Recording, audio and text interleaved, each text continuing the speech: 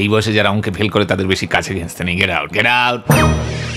নমস্কার, এই ভিডিওতে সৌকর্ণ ঘোষাল পরিচালিত পক্ষীরাজের ডিম সেই সিনেমার যে ট্রেলার চলে এসেছে সেটা নিয়ে একটু বিস্তারিত আলোচনা করে শোনাবো। অমরেন্দ্র অরা এই চ্যানেলটি আমার নূতন। এর আগে যে চ্যানেলটি রয়েছে সেটা আপনারা প্রত্যেকেই হয়তো জানেন, গ্রিন ডায়েরি। আর এই চ্যানেলটি যেহেতু নূতন সেহেতু আপনাদের সহযোগিতা একান্তভাবে কাম্য। একটু সাবস্ক্রাইব করে দেবেন, লাইক কমেন্ট করবেন যারা এই ভিডিওটা পুরোটা দেখছেন। আর পুরো ভিডিওটা না দেখলে আমার যে প্রচেষ্টা সেটা বৃথা যায়। এবার চলে আসি মূল বিষয়ে। এই সিনেমার মূল চরিত্রগুলো হলো ঘোতন, পপিন্স আর বটব্যাল। এই চরিত্রগুলিতে যথাক্রমে অভিনয় করেছেন মহাব্রত, অনুমেঘা এবং অনির্বাণ ভট্টাচার্য। বল্লভপুরের রূপকথার সাফল্যের পর আবার নতুন রূপকথা নিয়ে এসেছেন অনির্বাণ। তবে তিনি এবার পরিচালনার দায়িত্বে নেই। পরিচালনার দায়িত্বে রয়েছেন রেইনবো জেলির পরিচালক সৌকর্ণ ঘোষাল। হইচইয়ের ওই রেইনবো জেলির সিরিজে আমরা দুটি চরিত্রকে পেয়েছিলাম, ঘোতন আর পপিন্স। আর ওই ঘোতন আর পপিন্সকে আবার নতুন করে ফিরে পেতে চলেছি পক্ষীরাজের ডিমে। তারা একটু বেড়ে উঠেছে, তাদের ভাবনা অনেকটা প্রসারিত হয়েছে।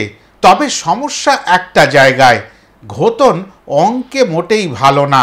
পড়াশুনোর বিভিন্ন বিষয় নিয়ে যতটাই তার প্রচেষ্টা থাকুক না কেন, অঙ্ক তার মাথায় ঢোকে না। পপিন্স চায় ঘোতন অঙ্কে পারদর্শী হয়ে উঠুক। সেই কারণে ঘোতনকে নিয়ে পপিন্স গেছে বটব্যাল মাস্টারের কাছে। ওকে অঙ্ক শেখাতে গেলে আইনস্টাইন অঙ্ক ভুলে যাবে। বটব্যাল মাস্টার তাকে অঙ্ক শেখালে নিশ্চয়ই করে তার অঙ্কের ভীতি দূর হবে। তবে রেইনবো জেলিতে ঘোতনের মুশকিল আসান ছিলেন পরিপিসি।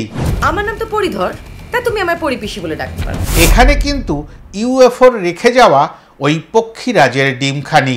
খিটখিটে বটব্যাল মাস্টার কোনোভাবেই ঘোতনকে অঙ্ক শেখাতে রাজি নয়। সেই কারণে ঘোতনের মাথায় এক বদ বুদ্ধি এলো।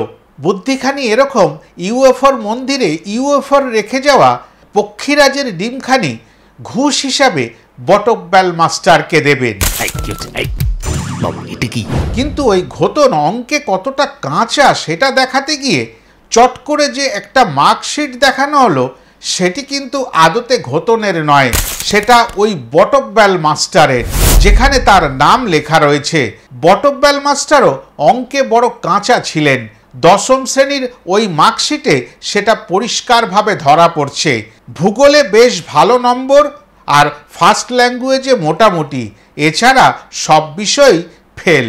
পক্ষীরাজের ডিম একটা ক্রিস্টাল। ওই ক্রিস্টালটার মধ্যে দিয়ে মানুষের ইমোশনস ধরা পড়ে।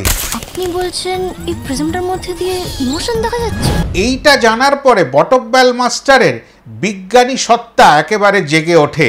তবে এখানেই শেষ নয়, ওই পক্ষীরাজের ডিমের মাহাত্ম্য ছড়িয়ে পড়ে দেশ বিদেশে। বিদেশ থেকে এক সাহেব এসে পড়েন ওই আকাশগঞ্জে। আকাশগঞ্জের সম্ভবত মোড়ল দেবেশ রায়চৌধুরী। তাকে 5 কোটি টাকা অবধি অফার করেন এবং ওই ডিমটি যাতে তাদের হাতে তুলে দেওয়া হয় তার পেছনে দু একজন চামচাও লেগে পড়ে। 5 কোটি। এবার কিভাবে ওই পক্ষীরাজের ডিমখানি ঘোতন, পপিন্স আর বটব্যাল ওই সাহেব বা ওই মোড়লের হাত থেকে বাঁচাবে, সে নিয়েই এই সিনেমা। আর এরপরে কি হবে সেটা জানতে গেলে নিশ্চয়ই করে 13ই জুনের অপেক্ষায় থাকতে হবে আপনাদের। আশা করি আমার এই ভিডিওখানি আপনাদের ভালো লাগলো। যদি ভালো লাগে, যারা ইউটিউব থেকে দেখছেন তারা নিশ্চয়ই করে লাইক, কমেন্ট, শেয়ার আর সাবস্ক্রাইব করে নেবেন আমার এই নূতন চ্যানেলখানিকে। আর যারা my green diary Facebook page থেকে দেখছেন, পেজটিকে ফলো করে আমার পাশে থাকবেন। আর পারলে লাইক আর একখানি কমেন্ট পেলে আর কিছু শেয়ার যদি সম্ভব হয় করলে আমি উপকৃত হব। এতটাই বলার ছিল। সবাই ভালো থাকবেন। আবার নতুন কোনো সময় নতুন কোনো ভিডিও নিয়ে আপনাদের কাছে চলে আসব। নমস্কার।